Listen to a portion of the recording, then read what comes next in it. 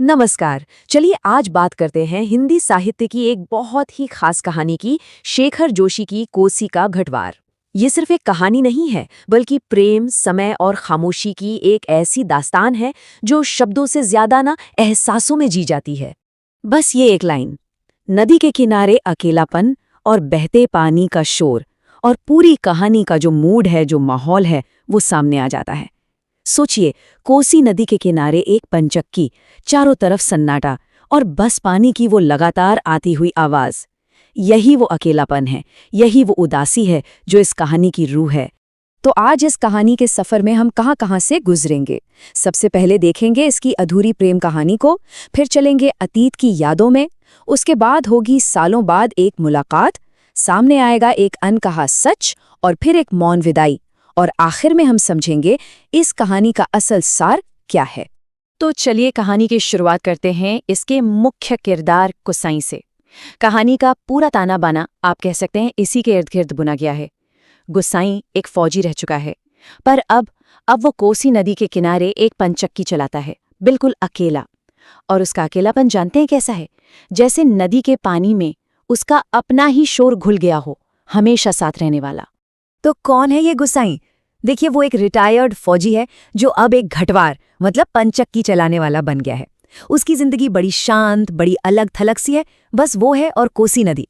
पर उसके इस अकेलेपन में हमेशा साथ रहती हैं कुछ यादें, एक पुराने अधूरे प्यार की यादें जो उसे आज भी घेरे हुए हैं। और कहानी में ये जो पंचक्की है ना, जिसे घट भी कहते हैं, ये सिर्फ यूं ही नहीं है। ये सिर्फ आटा पीसने की मशीन नहीं है, ये एक बहुत बड़ा सिंबल है। जरा सोचिए, जैसे पंचक्की का पहिया गोल गोल एक ही धुरी पर घूमता रहता है बिना रुके, बिल्कुल वैसे ही समय का पहिया घूम रहा है, किस्मत घूम रही है, और गुसाई के मन में यादें भी चक्कर काट रही हैं। असल में गुसाई की जिंदगी खुद उस पंचक्की जैसी हो गई है, एक ही जगह ठहरी हुई। तो आखिर गुसाई के इस अकेलेपन की वजह क्या है? इसकी जड़ें कहाँ हैं? इसके लिए हमें थोड़ा पीछे चलना होगा, उसके अतीत में। कहानी हमें उस वक्त में ले जाती है जब गुसाई एक नौजवान था और गांव की एक लड़की थी, लक्ष्मा, जिससे वो बेपनाह मोहब्बत करता था। कितना फर्क है देखिए, तब और अब में। एक वक्त था जब गुसाई और लक्ष्मा के बीच एक खूबसूरत सा प्यार था, भविष्य के सपने थे। गुसाई ने वादा भी किया था कि वो फौज से वापस जरूर आएगा। और आज का सच ये है कि गुसाई उस पंचक्की पर बिल्कुल अकेला है। सालों गुजर गए, ना कोई खत, ना कोई खबर। दोनों की जिंदगियां जैसे दो अलग अलग नदियां बन गई जो कभी नहीं मिलती। और फिर सालों की इस खामोशी के बाद एक दिन कुछ ऐसा होता है जो गुसाई की इस ठहरी हुई जिंदगी में हलचल मचा देता है। उसकी पंचक्की पर एक औरत आती है, साथ में एक छोटा बच्चा है, और ये मुलाकात, यही है कहानी का वो पल जहां वक्त जैसे थम सा जाता है। वो उसे देखता है, पर पहली नजर में पहचान नहीं पाता। सोचिए, इतने सालों का फासला, वक्त चेहरों पर अपनी निशानियां छोड़ जाता है। गुसाई के लिए वो बस एक ग्राहक है जो आटा पिसाने आई है। जैसे समय ने यादों पर धूल की एक इतनी मोटी परत चढ़ा दी हो कि कुछ साफ नजर ही नहीं आ रहा। ये एक पल ही उनके बीच आई मीलों की दूरी को बयां कर देता है। और इसके बाद उन दोनों के बीच जो बातचीत होती है ना, उसे शब्दों की बातचीत कहना शायद गलत होगा। वो खामोशियों का संवाद है। जो कहा नहीं जा रहा, वो कहे गए लफ्जों से कहीं ज्यादा भारी है, कहीं ज्यादा गहरा। और इसी बातचीत के बीच गुसाई एक चीज नोटिस करता है, एक ऐसी चीज जो उसके दिल में हलचल मचा देती है।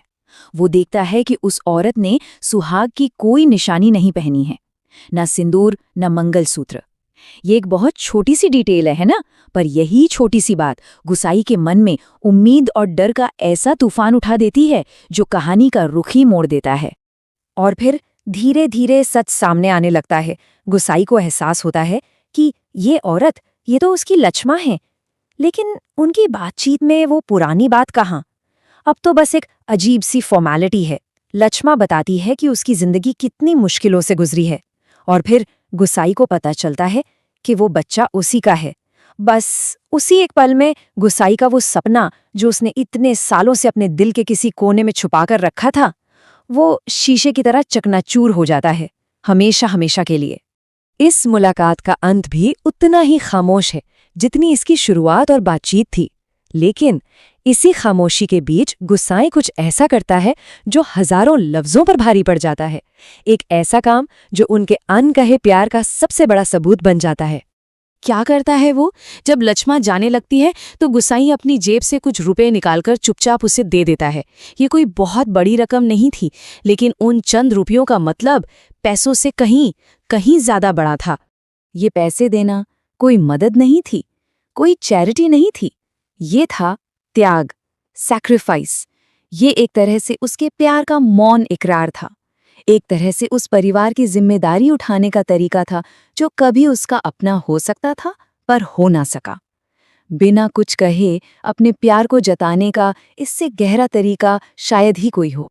और बस वो दोनों अलग हो जाते हैं।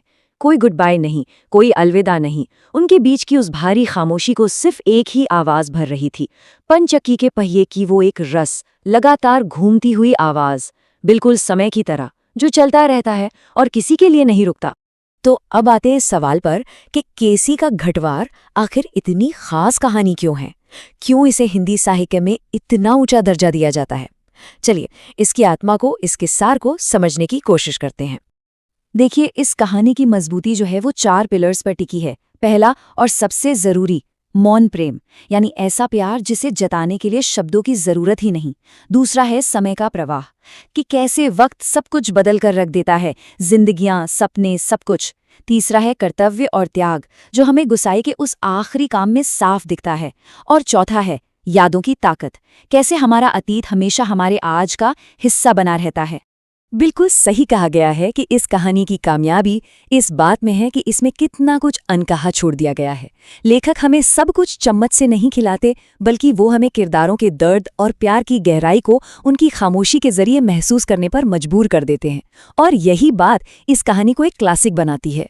तो जाते जाते बस एक सवाल छोड़ जाता हूँ जिस पर सोचिएगा जरूर। क्या ज्यादा ताकतवर है, जिंदगी भर कहे गए हजारों शब्द, या फिर खामोशी से किया गया वो एक काम जो सब कुछ कह जाए? कोसी का घटवार हमें इसी सवाल के साथ अकेला छोड़ देती है।